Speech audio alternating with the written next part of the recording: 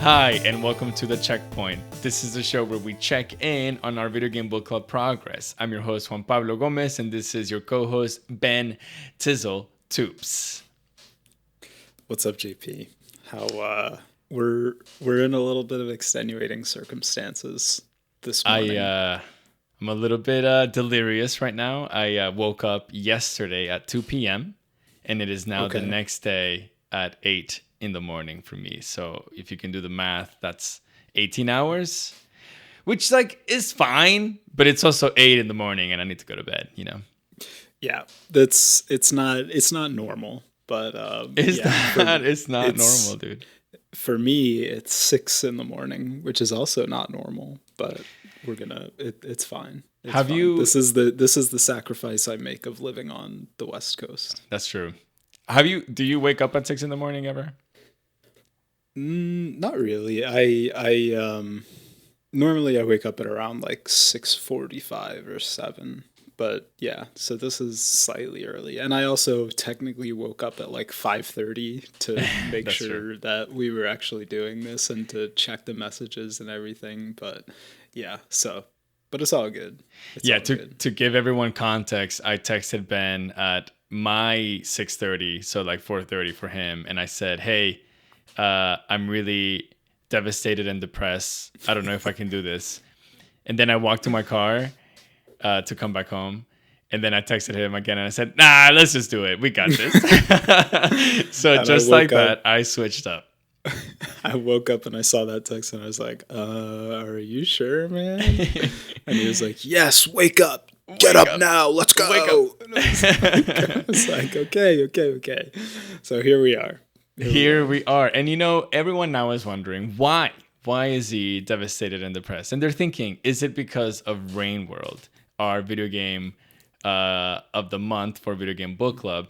And the answer is, honestly, maybe a little bit. Maybe partially in there. Whenever you're having a bad day and you tell yourself, hey, I'm going to log on, play some video games, obviously play the game of the month for the community, and then the game of the month is as miserable of an experience as Rain World is, man, it just hits you in the gut, dude. I'm like, I want to play anything other than Rain World. And I'm not saying that because the game, it's just circumstances. Your own emotions kind of like dictate how you feel about games.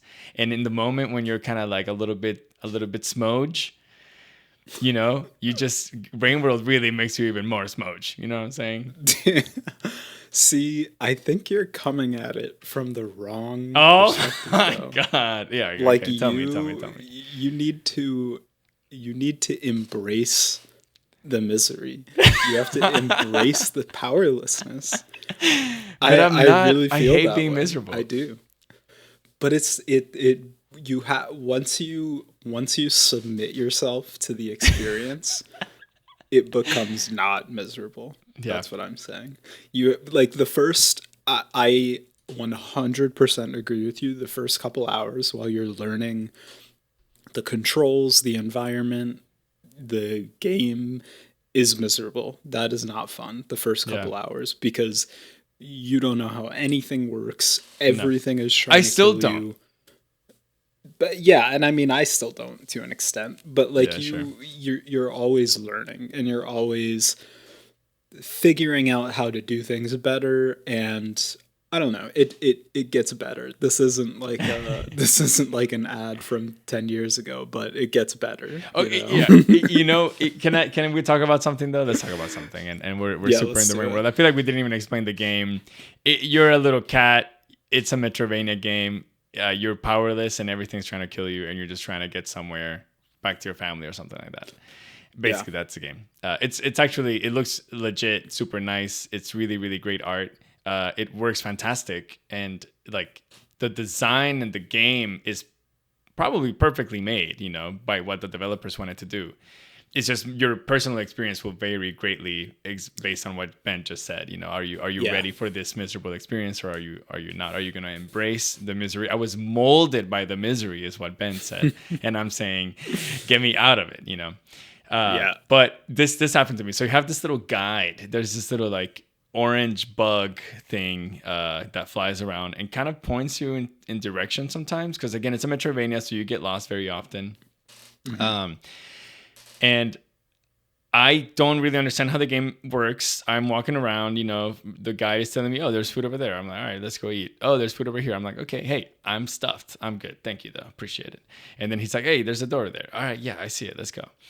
And then he starts pointing to me at this like kind of like bear figure or something, like an animal. And he's like, go that way. Or at least it looks like an animal to me. And I'm like, all right. And so then I'm in a different biome.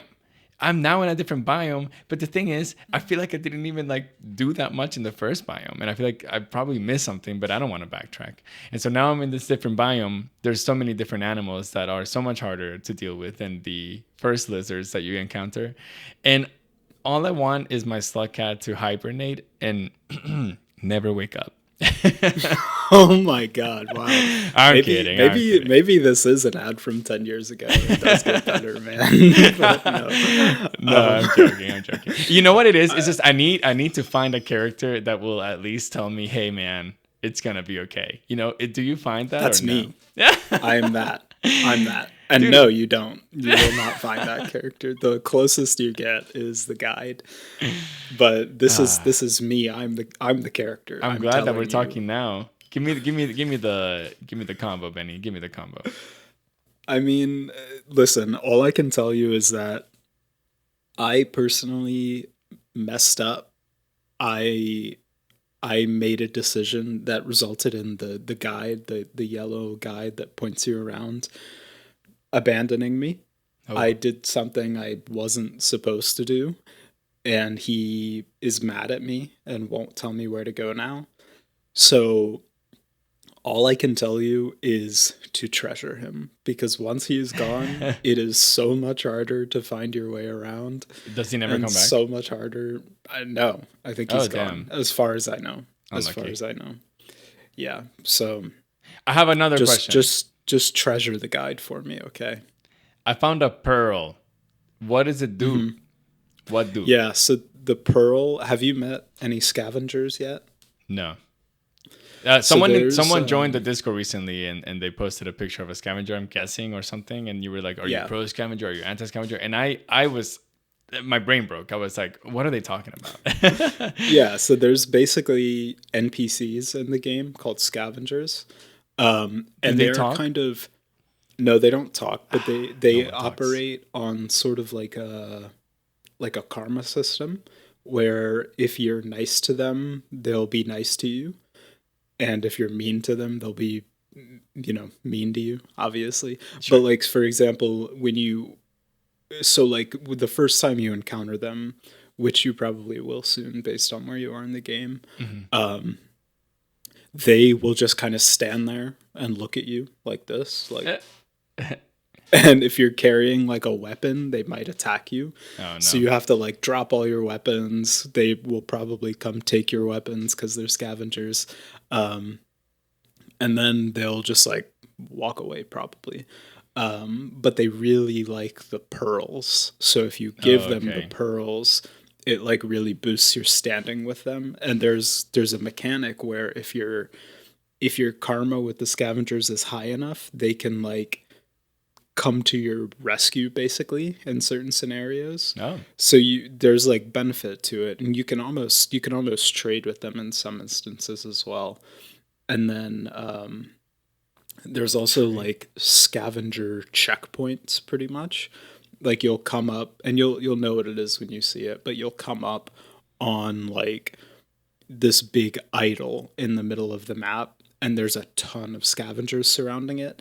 And they won't let you past at all unless you give them a pearl. So you have to like keep a pearl kind of handy. So like one thing you can do is if you find a pearl, have you figured out the mechanic where you can swallow stuff? You mean eat? Yeah, bro. Technically.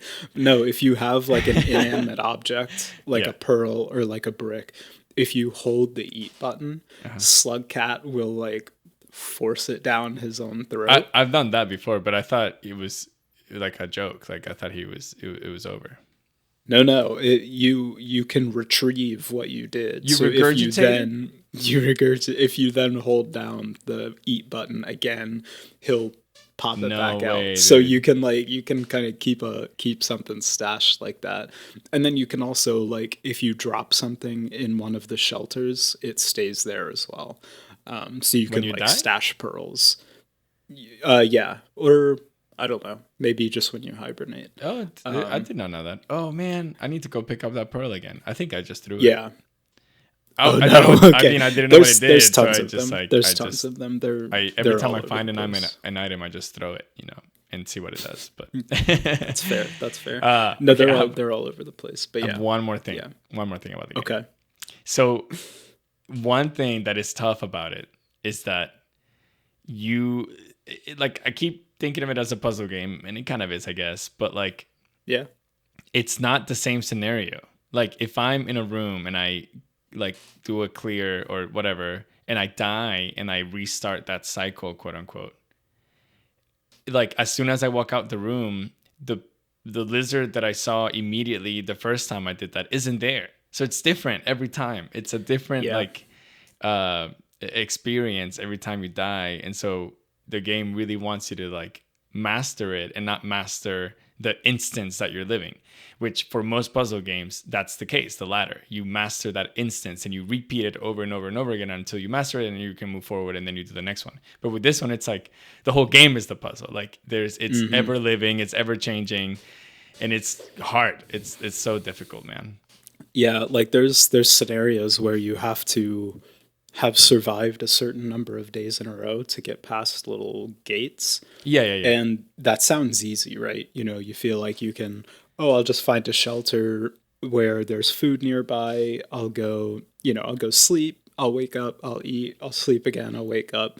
But it doesn't work like that because, like you said, every time a new cycle starts, the environment is different. Like where there was food one day, there might not be food the next day. So, Yeah. yeah, you're totally right. It's super dynamic like that. And yeah, I think what you said is 100% accurate. The game wants you to master the environment, not master the level you're in, if that Yeah. makes sense. No, So, yeah, 100%. I That's totally exactly what it agree. is. And it's just different. It's like a different type of game that we haven't really played. And obviously, and if you're listening to this and you think I'm not gonna finish it, get out of here. I finish every game. We can do it. Ben and I are pros at this now. Yeah. And I'm gonna start clicking with it. I'm gonna start flowing with it. I'm gonna, Slug Cat and me are gonna be BFFs. I really do, yeah. I really do think you'll like it once you play more. I said this on stream the other day, but like it's the game has enough of the stuff that you like in games, like Metroidvanias and like I love difficulty to some Metroidvanias. extent. So it can be frustrating, but I think ultimately it'll be a rewarding experience. I think it's a different type of difficulty, and then you and I talked about it, maybe some other time, I don't know, but I just said that like I just enjoy that in the Metrovania sense, or like in any like difficult game. Most of the difficult games that I play are either strategy games or like some sort of action game, and Yeah. you have that agency to beat.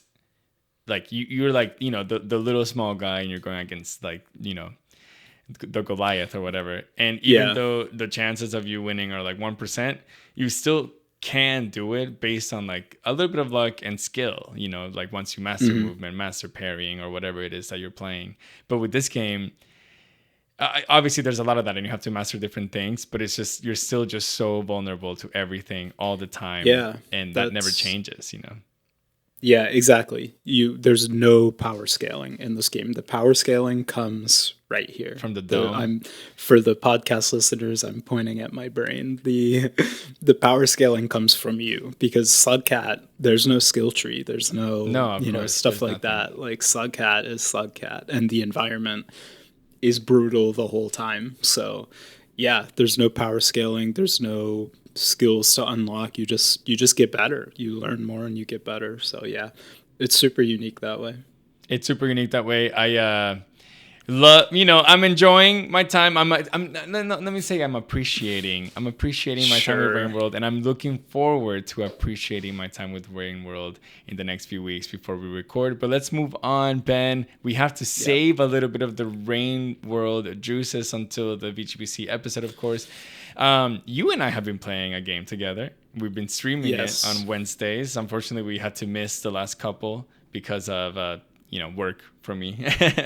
But Ben and I have been playing Chained together, and it actually has been such a delightful experience. Ben and I are laughing and enjoying our company. We are definitely never fighting, never raising our voice once at each other while playing this game. Yeah, mom and dad are fighting. If you watch the stream, mom and dad are fighting. Mom and dad are fighting, and all the children are picking sides. And they are. they're not picking mine, and I'm like, what the hell? What the hell? I don't listen. I'm not going to comment on that. I think my side is the right place to be, but no, it's Chained Together has been really fun. We're like halfway through it. Would you say? I think we're halfway. So. Yeah. We got a bit more ways to go. We'll definitely be playing it on stream more. Yes. Soon. TM. So hopefully next week. Yeah, but in general, we've been streaming a lot more just in general. So if you want to, just hear from us, hang out with us, the Twitch chat, actually, we've had like a pretty solid, contingent in Twitch chat the last few times we've streamed. So it's been a lot of fun just, hanging out, talking, like, obviously it's fun when it's you and I talking, but like even when we're doing solo streams, there's been a really solid kind of chat and community engagement. So it's been a lot of fun. We'll put the Twitch link, all in our socials and stuff. So go give us a follow and check out a stream. It's been fun. And we're total newbies at this, like this is really the first time that we've streamed, but it's been great that the community has been following us around and kind of almost guiding us a little bit, making it better. So thank you very much. We really appreciate it more than you know. And I'm looking forward to jumping off the cliff again and dragging Ben with me while he's upset. For sure. He's screaming at me. He screams at me, guys. He just screams at me so much. And also, this is like fake news. The one thing I'm gonna say, and then we're gonna move on. But Ben is a calculated machine. Bro is a calculator. I am an intuitive boy. I just go by feeling. I move by feeling. I move by what I think is right, by gut feeling. And that's why Chained Together has been so funny to probably watch and frustrating to play with each other, because we're just such different types of just people. Like, it's not even just about games. It's just that's how we are in general. I feel like one of us wants to stop and count down and do it at the same time, and the other just wants to go. Well, go when it makes sense. Go when it makes sense. Ben keeps asking me questions in the stream, like, when will you go? And it's like, I have a set of rules that my heart follows that make so much sense to me in my head. Right. And I know that they're not it's a bunch of if-else statements, basically. I'll put it to you in those terms for you. Yeah. Well, the problem is I don't know those set of rules. So that's where we get in trouble. But I need to send you a whole Python code on my decision-making skill tree. Well, I'll hook you up to a heart monitor, and then we'll do some machine learning to determine based on your heart rate when you're going to jump or not, and then I can just have a little indicator on my screen that tells me when it's coming. The thing is, you say that as a joke, but I want to do that so freaking bad now. I want to do that right now so bad. Hook me up, brother. Hook me up. Come over, hook me up. Hook him up. A heart rate monitor just on the screen while we play Chained Together would actually be really funny. That would be pretty fun. Well, I'll call what's the Apple guy's name? Tim Cook? Tim Is Apple. That his name? Tim. Yeah. Tim Apple. I'll be like, yo, brother, I need to put that Apple Watch on the stream. All right, bad joke. For okay, sure. We're going to move on. I've been playing a game that I literally started playing last night while I was on my 18-hour, staying awake on my phone. but someone recommended it yeah. on the Discord. It's on Steam as well. It's $2 or $2.99 or $1.99, something like that. It's called Merge Maestro or Merge Maestro. I'm gonna say Maestro because Maestro is Maestro, you know. Dude, that game is so fun, bro. I played a ton, and you know, I'm not gonna go dive super into it a lot, but I do have a couple things that I want to mention. The game basically, if you have you played like 2048, remember that game? Yeah. Yeah. It's not exactly like 2048 where you like swipe up, left, and right and down or whatever to like merge these numbers, you know, that they go up by a power of 2. Instead, you actively have to like match them together, and they only match, like just like 2048, the same numbers match and they go up one level. And then based on what your tiles do, they do damage to enemies that, like, you know, are trying to kill you, and there's waves and waves of enemies. You keep matching stuff, your board is full of numbers, and then all of a sudden you have 170 rerolls because you're super cracked and you deal so much damage, and you like completely kill the board, and it's so fun. I want to mention one thing that I think roguelike developers, if you're listening, you could do that will really addict people like me to these games. And the way that the game is partitioned is like so. Just like any other roguelike, you have your difficulty modifiers. In this case, there's 6 of them. You know, you can call them ascensions, like in Slay the Spire. You can call them heat, like in Hades. But these are just called, I think, difficulty modifiers. Obviously, when you beat the game in a certain difficulty, you kind of like gain some sort of symbol or something like an achievement around that difficulty, and you said, yes, hey, you did the normal difficulty, good job. This game, what they do is that if you beat it in a row, you get medals. So bronze medal if you beat it once, silver medal if you beat it twice in a row, not only if you beat it a second time, you have to beat it in a row, and gold if you do it 3 times in a row. That's in my brain. I'm like, hell yeah. Immediately I was like, well, I want to beat it again, you know. But one thing that they don't do that I think was a missed opportunity is that you have different boards, and that's like the players, quote unquote, that you play this game in, and there's 10 of them, I think.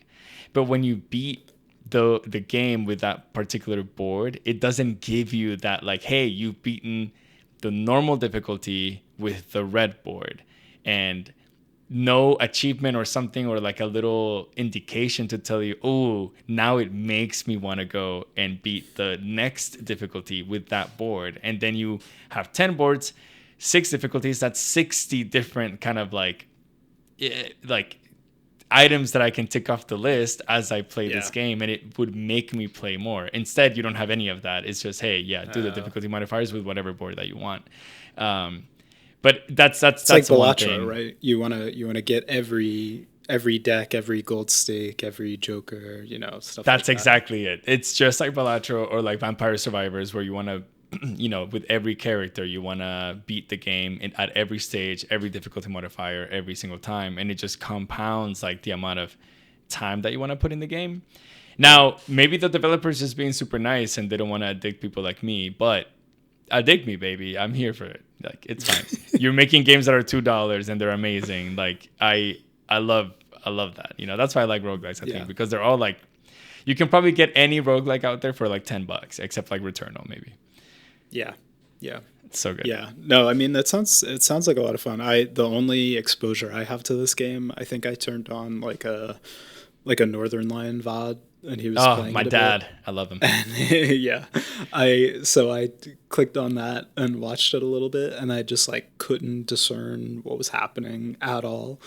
And I was like, I don't know what's happening here. And so I watched something else. But I've heard you, like you're talking about it now. Someone from the Discord had talked about it a bit recently as well. That somebody that plays Yaks that plays a lot of these games. So I know it's good. And listen, if it's on mobile, I'm down. I always have room in my life for a mobile game that I can play sitting on the best part and stuff like that.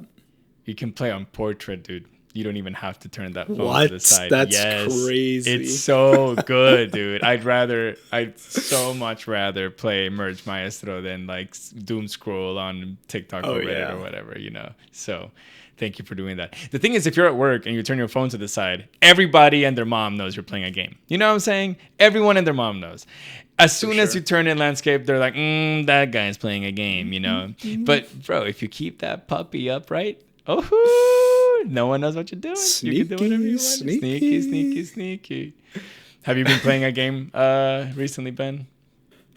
Not really. Like I feel bad because there's games that I want to play. Like there's the short games that we've been talking about, you know, A Short Hike, Before Your Eyes, stuff like that. I want to play these games, but I just haven't had time. Like literally, like I started a new job recently, so that's like congratulations, Benny.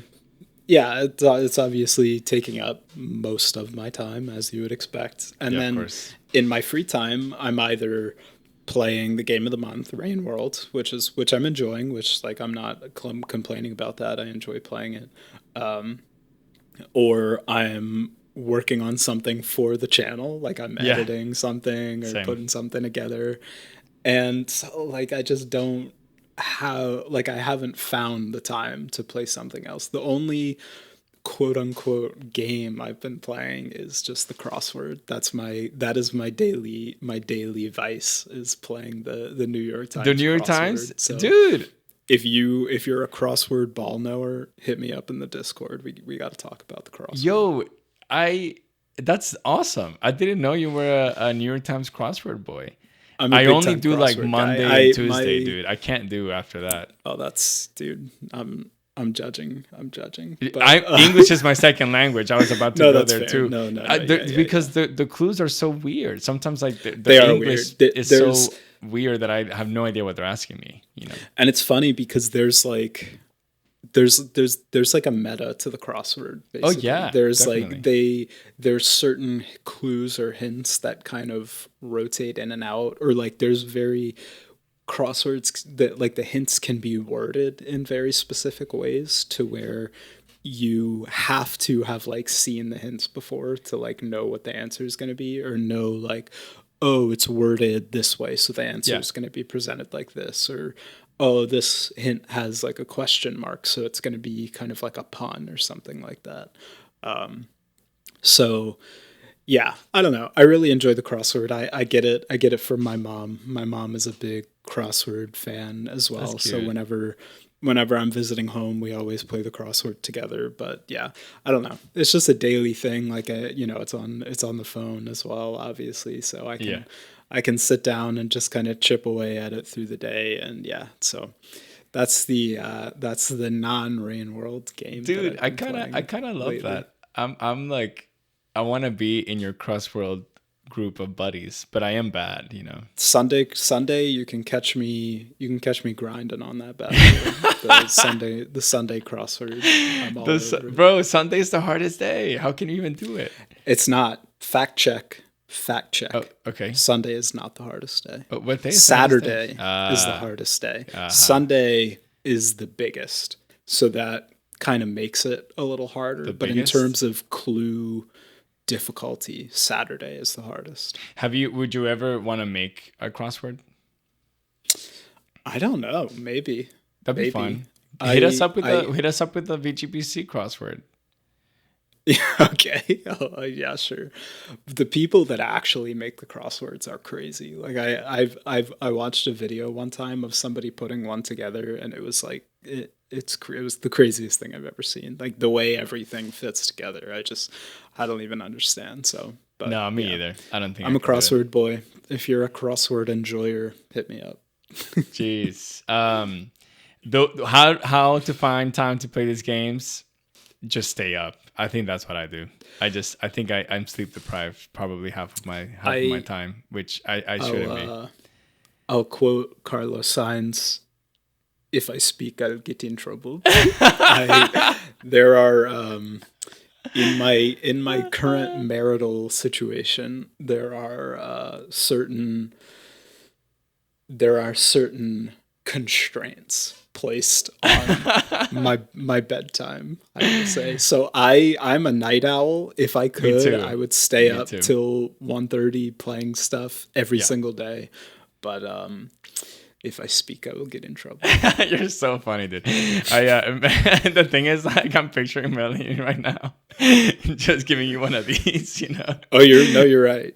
Yeah, yeah. She's so great. That's why I have a Steam Deck, bro. You gotta invest on the deck because then, dude, you're in bed. You can do the cuddles, and you know the missus goes to bed, and you're just grinding. You're just grinding on the deck. But then your hands get a little tired. You can only play for like 30 minutes, and then you put it away. If you are developing arthritis, like I might be, I don't know. Ben, I've been playing another game, and I kind of want you to kind of guess this game because it's kind of like a very unique game. But this is the game that I'm playing. I'm playing a management sim game, kind of, where you make kind of like a group of fighters, I guess, that all have different like abilities, or like some of them are better like fighting, the other ones are better like being like more defensive or whatever. But it's an auto battler where you like make a formation, you put all of these like fighters together, and then you fight other people. Usually you can do like PvP and do like the whole world or whatever. You pick a server and you do like the whole, like, I don't know, North America, or you can do like your local server and you just play with your friends and then you fight against your friends. And every week you manage your fighters by like figuring out if they're going to be like good fighters that week or bad fighters that week, and then you drop them and you pick them up. But it's like the same pool in your server as your other friends, and so they can pick up the fighters that you want, and it's kind of difficult like that. So, yeah. Is this a euphemism for the horse girl game? Are we horse girl gaming right now? No, but that is so good. No, dude, it's fantasy Premier League or fantasy sports in general. Dude, yeah, let's go. Dude. So okay. This is our 10th. I didn't get it. I thought you were talking about like auto chess or something. Bro, it's a group of fighters, defensive qualities, offensive qualities that you auto battle because you don't do anything against your friends. That's such a funny way to describe that. I know, dude. I was thinking about it and I was like, I'm gonna hit Ben with this one. But this is me and like my close group of friends this is our 10th year doing it. And I was just like, man, 10 years. I was literally like 18, 19 years old when when we started doing this. But Premier League is back. It's starts on Friday. And I'm just so pumped. And I love fantasy. And fantasy is kind of like a video game if you really think about it. So I just wanted to mention it in the checkpoint. Yeah. No, I am a fantasy boy as well. I play not football fantasy, but football fantasy. I play in a lot of like NFL fantasy leagues every year, and so the NFL starts in like 3 weeks maybe. So this is the time of year where all of like the group chats for the different fantasy leagues light up, and everyone is like, when can we draft? Like this message for this date. When can we do it? When is everyone free? And everyone's freaking out, trying to plan everything and trying to get everyone together on the same date. But I love it. I love it as well. I'm a big time fantasy boy too. I've never played football fantasy, you know. I don't really watch the NFL, so I wouldn't even know where to begin. But yeah. Yeah, dude, it's just fantasy is so funny. Hey, I have one more thing though. One more game. And there's a following in the VGPC community, and they know what would be happening right about now. Right about now, someone's knocking at the door, and they're saying, welcome to Mini Video Game Book Club, the mini show where we mini play a mini game every mini month. But the thing is, Ben, I haven't had time thinking about it. Talking about time and playing a game. The last 2 weeks have been incredibly hectic for me, especially this week. I thought I was gonna have time this week. We planned a bunch of stuff, Ben and I, this week, and I'm formally apologizing to first the best boy, Bad Benny. That's the BBBB, and two, to the best mini VGPC crew in the VGPC Discord. I started playing Flight Night. It was my plan. On Sunday, I started to get that finished. It's only a 3-hour game, so just slip 3 hours in there between Sunday and today. But then I worked 11 hours on Monday, 14 hours on Tuesday, 12 hours on Wednesday. Oh my God. And I'm working 12 hours tonight. Yeah, dude, it's been brutal, man. My man, they're killing me. But no Flight Night. So hey, if y'all are upset about it, we gotta get that Patreon going, bro. We gotta spin up the Patreon. We gotta get you out of there. If you're upset that there's no mini VGBC, please send redacted in a letter and say, hey man, what the hell is going on? We need this guy to play Flight Night. But I promise you guys that I'll have Flight Night for the next checkpoint, and maybe I'll have a double trouble or something. We'll see. But I played like an hour of it. It's honestly really fun. It's so janky, but like the jankiness makes it so fun, you know. And it's a little Souls-like where you play as a fly that doesn't have wings. Yeah, it is a super janky and goofy looking game, but we've had, like you said, we've had a couple people play it in the Discord and talk about it, and they speak really highly of it. So yeah, it's probably a good game if I had to guess. The thing is, like, goofy and janky games are like in my heart, you know, like goofy and janky games. Oh God, I love them. Gotta love them. But I think that's all the games that we've been playing, unless you have another funny fantasy like game that you're playing in real life. And so, Benny, I'm gonna throw it over to you. I think you want to talk about some gaming news.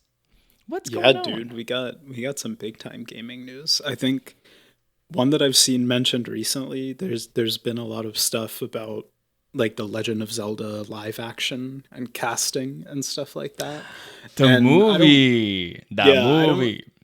I don't really have like a ton of opinions on it, but I feel like there's something to be said just about gaming narratives in media in general. Like in the past few years, it feels like there's been a big uptick, like The Last of Us, Fallout, stuff like that. Super Mario Bros. The resurgence. Super Mario Bros. Yeah. So there was like a period of time there of like a solid 10 to 15 years where there was nothing like this being made. No, because everything flopped, everything flopped. Yeah. But then you got the Minecraft movie. You also but then you have some flops. You have Borderlands that didn't do well. You have Uncharted. Yeah. I don't even know if Uncharted did well or not, but it was kind of like a poof, like whatever. Yeah, it just kind of went away. Went away. But there's so much good video game media out there now in terms of like League of Legends, Arcane, series, all the way to like big blockbuster Hollywood movies that have Jack Black and Charlie Day and whoever else in the cast. And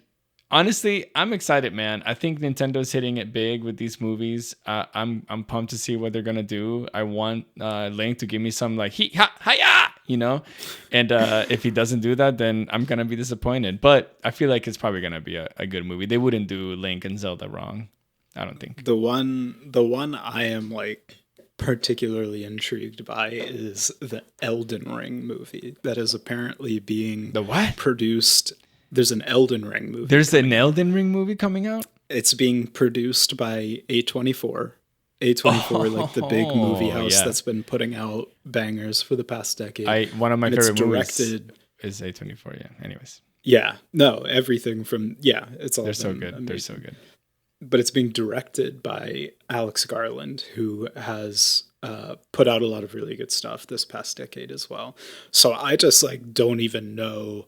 Like I don't even think there's a release date filming any of that. Like, but it's in the works. So I don't know where they can even go with an Elden Ring movie. Like I genuinely don't.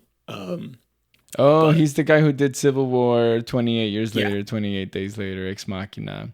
For those who, like me, he said the name and I said, who? Who? Gang? Yeah, dude, I'm pumped. I think Legend of Zelda, and like Elden Ring has, they have huge fan bases, and you'll have people that are excited, you'll have people that are skeptical, you'll have people that are really mad, and nothing has been even shown. They just announced the two leads, who are kind of like people that I don't know, nobody's like young actors. And I'm like, hell yeah, bro, like get it. And hopefully let's get a good movie. And don't be Yeah. upset if you haven't even seen the trailer. That's all I'm going to say. Yeah, Ben, you wanted exactly. to talk about visuals in modern gaming and how Unreal Engine 5 has kind of shaped and molded literally a lot of the games that are out right now. Beloved games and some maybe not so beloved. I did, yeah. I feel like I touched on this a little bit during the Senua podcast, and maybe a little bit on like the past checkpoint. I can't remember, but basically, I this is my personal feeling. The past This is his games that have come personal out, feeling, guys. yeah, don't sue me. Don't sue him. Um, Games that have come out in the past like 8 to 10 years, I would say, it feels like they've plateaued in how they look basically, and that's not all games obviously, because there's a ton of different ways to present games, indie games, stuff like that. But in general, for That was the going to be my like, first counterpoint. yeah, for the quote unquote like photorealistic style, that has plateaued pretty hard. I feel like, where it's like there hasn't been a big jump really in a while, and I feel like it comes down to Unreal Engine 5. Like that came out pretty recently, like within the past couple years, and pretty much every big release within the past couple years has been on this engine. Like stuff we've played, like Avowed has been on the engine, Clair Obscur, Senua's Saga, which is, obviously the sequel, but like Black Myth Wukong, which was another big one. The list just goes on. Like every big game from the past release cycle basically is on Unreal Engine 5. And I feel like it's led to them all just kind of, they don't have the same visuals, but they have the same feel, if that makes sense. They feel like they're, if you go on like a gaming forum or like subreddit or something, a game will come out and people will play it, and a comment you'll see frequently is, it feels like an Unreal Engine 5 game, or it looks like an Unreal Engine 5 game. It all just like it just kind of homogenizes things. Things all look and feel very similar. And so I feel like I don't know, it's just an interesting conversation to have, because I feel like it's kind of led to like like things of all, the rubber band has like snapped back in the other direction now, where it's so easy to have a game with the Unreal Engine photorealistic graphics that things are almost going the opposite way now, where in the past couple months only, we've seen really goofy looking games like Nubby's Number Factory was one that I played a lot, Yeah. and it has like on purpose the worst visuals you've ever seen. Or like Pizza Tower was one from last year, Yeah. or Pizza Tower's good. even something like Blueprints from a couple months ago is like very specifically not in that art style. So I don't know, it feels like we've kind of hit like a plateau, and like, what's the next innovation? Is the next innovation super high def? Like Death Stranding 2 came out, and I'd say that's like a little cut above everything in terms of visual fidelity, but like, is that the new standard? Or I don't know, my preferred outcome probably is that, people kind of figure out that, hey, maybe some more personality in like the looks and feel and visual of the game is a good thing, because there's examples of Unreal Engine 5 games that are great, right? We both loved Clair Obscur. So it's like, you can still do it and it can still be a good game. You just have to give the game the right, feel and environment and like personal touch. Otherwise, it just kind of ends up in that like gray Unreal Engine 5 kind of slop. I don't know.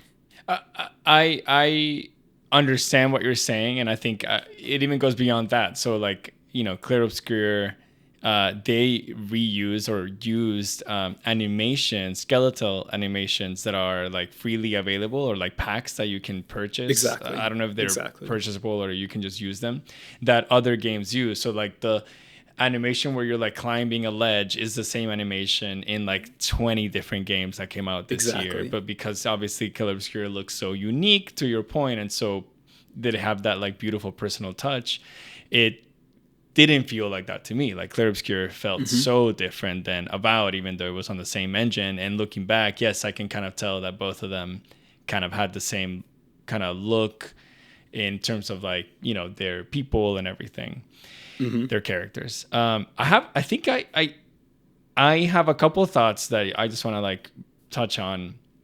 First, I feel like that happens in every generation of games. Like every generation has their moment where they plateau and games look similar. And then at some points, either a developer comes in who like reinvents the wheel one more time and it just takes it to that next level. Now that next level might be a parallel level. It might be a level above in terms of photorealistic fidelity or whatever. It might be like, oh, yo, now we're doing games in the kind of like this style. And this is like the quote unquote meta that we're going to go for in the next like 3 years or something. And I think that just happens often. And maybe we're reaching that point and everyone's like, you know, because of social media and everything, we're super cognizant of that fact. But I have no doubt that soon it's just gonna pop and change and we're gonna go to that next thing. You know, I feel like video game industry is such a big industry that they won't let it plateau for long, you know. And of course, all of us, me included, have all of these beloved indie games that come out that just look amazing. They look insane. They look super goofy, or they look so beautiful, you know. And that touch and that way that smaller developers can still make games that look so good nowadays, just like Merge Maestro, which it's not that it's like a good looking game, but it looks crisp. Like someone can do a game that fits on the palm of your hands in your phone that just feels good, looks good, has good gameplay. Boom, $2. There we go. Let's get it. Like I don't have to play an Unreal Engine 5 game all the time, you know. So, 100%. I also think one more thing that I had this thought of is we've talked about this a little bit, but COVID pushed a lot of development away from so many big publishers and developers that had games announced that they were going to release it in 2020. Then they moved them to 2021. Then they moved them to 2022. And that delay cost so much money that then they were like, well, shit, now we have to make another game. Put that next game out. And because Unreal Engine 5 kind of came in at the right time, 2022, 2023, they were like, grab it, make a new game, boom, let's make some dough back. Like we need to keep our publishing company or our development company afloat. So I think it's kind of like both. It's available, it's easy for developers, quote unquote easy, obviously, for developers to use. They can put out a high quality game that, you know, maybe now because everyone thought about it, they all look similar, but it worked. And I think we're going to see that pushed. Okay, my next game, let's not do it in Unreal Engine 5. Or if we do, we're going to make it so unique and so personal that it won't look that way. And if they don't, Benny, then that game will flop. And that's kind of how these, you know, the gaming industry is huge and it's billions and billions and billions of dollars, but it's also brutal. And it's also, if you release a Concord, no one's going to buy it and you're going to lose $300 million, you know, so... Yeah, it's a really interesting conversation. I really appreciate that you brought that up because I feel like, again, you're just a calculated machine, dude. You just think about all these things. I'm just a feeling boy. I'm all about the... I've seen it mentioned so often on like gaming subreddits and stuff like that. Like I've seen it come up so often that it's just been in the back of my mind. And like as we play all these games, like we've played a lot of Unreal Engine 5 games recently. We've played 2 of them in the past few months. Yeah. So it's been something on my mind that I just like wanted to talk about and get your opinions on. So yeah, I don't know. Unreal Engine, I got you on my mind, you know. Wow. Ben, do you have any more gaming news for us? I'd say so, yeah. So there's one thing that I think has been getting more press than anything else recently, and that is payment processors. Hopefully the pop filter on my new mic is working. Payment processors. Processors. if you have not heard, so gaming platforms, so platforms that sell games, Steam, itch.io are the two kind of big ones that have been in the news, have basically been under pressure from payment processors like MasterCard or Visa, stuff like that. The people that just process the transactions. They don't do anything except wire money from place one to place two. That's all they do, payment processors. But because they handle all the transactions, I guess they think there's some liability that falls on them. So they've been putting gaming platforms under a lot of pressure to essentially censor what is available to be bought on the gaming platforms. So, like Steam, for example, and this is a larger conversation because Steam, if you've gone on the Steam homepage anytime in the last 5 years and you scroll down a little bit, you've probably been bombarded with some like sketchy looking 18 plus games. And you can feel however you want about that, like the existence of quote unquote adult games. But the reality of the situation is this is censorship, right? This is an external company trying to control what sort of art gets hosted and bought on a platform, and that's terrible. Like that's terrible basically no matter how you present it. And it's always a slippery slope. It's always going to, oh, well, now today we're just, we're censoring explicit adult content. We just don't want that. But then tomorrow it's, oh, your game uses a few too many curse words, so maybe we don't want that. Or, oh, your game is too violent. And this has already happened. Like this, it started with these adult games, right? But very quickly it went from adult games to horror games, like horror games that might contain like gore elements or something like that. So the censorship creep has already started. The slippery slope is like already being gone down.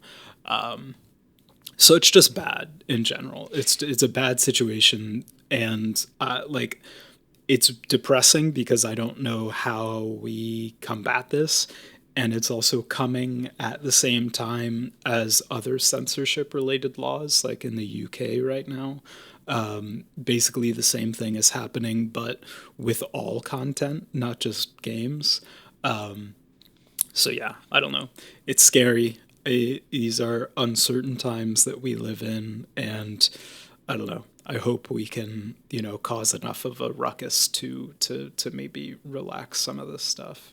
Dude, I feel like every time we do the checkpoint, you just rally the troops, first with the stop killing games, and then this. I'm so glad that you're mentioning it, because even someone like me who is pretty involved in like the gaming world from a consumer perspective, I didn't even know that this was going on, to be honest, with the gaming censorship by the payment processors. That's kind of ridiculous in my opinion. And it is like it's so easy, and I do this and I've had it for a while. I have filters on my Steam page, and I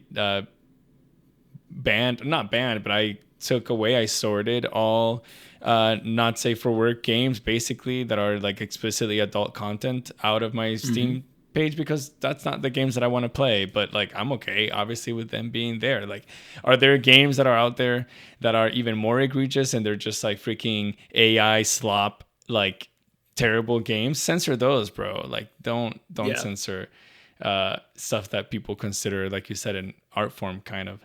I think YouTube, for example, and other social medias have to have some sort of protection so that no one that is with ill intention posting content that is completely out of question should not be on those social media or Steam pages, for example, or itch.io. And we all know kind of like where I'm going with this, and that for sure has to be protected. Like we can't let people post things that are not shouldn't be on the internet, I guess. But censoring things that are completely fine to have and legal and totally cool, like What the hell? Let that be there, you know. It's so stupid because with all of these censorship conversations, it's always about like, you know, protecting the children and stuff like that. And it's like, if you are a parent, that falls to you. Yeah. You are responsible for monitoring your child and what they're doing. And listen, disclaimer, I know that's hard in the current day. I know that's hard with all the things they have access to. I know it's hard to monitor everything they're taking in. But it's just doing it this way, doing the censorship like this seems so barbaric when exactly like you said, you can just filter them from your Steam page. Like that just see it's crazy to be doing all this. But yeah, I don't know. I don't know what the solution is. I don't know what we do. Ben has no sympathy for parents. I mean, he said it, guys. He said it, and Wrong. wrong. I don't know, man. Wrong. That's exactly what you said. But no, I agree. I do think though, I have seen on speaking of like YouTube censorship and stuff like that, I have seen parents or whatever on like YouTube subreddits say that, yo, I have like a children's account for my child, and like they get like really egregious ads that like they, you know, they're doing the right thing by like creating these environments for their kids to be able to enjoy YouTube within kind of like their age range. And still, like I said, there's people that have ill intent that like bypass those. And sure, there's work that needs to be done on their side, not on like censoring, again, things that like should be out there for everyone. Like it's YouTube, you work on your crap, you know, and like don't let Visa and MasterCard and everything get in the middle of like freaking buying games. Like that's stupid. Exactly. I think we've done it, Ben. I think that will do it for us today for the checkpoint. Listen, we are doing a bunch recently, and kudos to Ben. Honestly, for the last couple of weeks, he's been really holding down the fort in the Twitch channel. We kind of go back and forth a little bit with that, so that's been great. But you can obviously catch us on stream at Buenale Games on Twitch. Obviously, our bread and butter is Video Game Book Club. This is what we do every single month, what we love to talk about, and why we have a community that we have now. And we always appreciate you. So if you want to join the club, then the best way to do so is to join our Discord, because we talk about the Video Game Book Club Game of the Month basically every single day, and we have so many people who play it, so many people who ask questions, so many discussions, and we learn about games like Merge Maestro on Video Game Book Club. Someone says, yo, I've been playing this game, it's lit, check it out. Yo, the Bazaar just came out, it's half off on Steam, check it out. Hey, I'm playing a game that is about to be censored, what the hell, check it out, you know. So we have all of that there. And we always, again, appreciate you for listening, for hanging out with us. And we just look forward to more of that. So thank you. Yep. Thank you. Like and subscribe. Do all the things. Hit us up on all our socials. We're always posting and updating about, you know, plans for streams or just little shorts that we make or stuff like that. So yeah, we love doing it. We love interacting with the community and talking and hanging out with you guys. So yeah.